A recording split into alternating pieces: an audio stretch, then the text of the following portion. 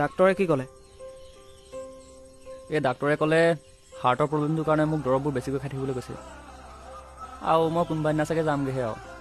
হ'ব, তই চিন্তা কৰি নাথাকিবি, আমিবোৰ আছোঁ নহয়। অ' ধুনু, তহঁতি থাকিনো কি কৰিবি আৰু, ভগৱানৰ লীলাটো তহঁতি জানই।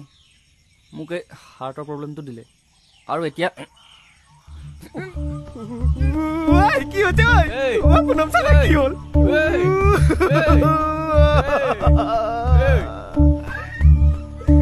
গ'লগে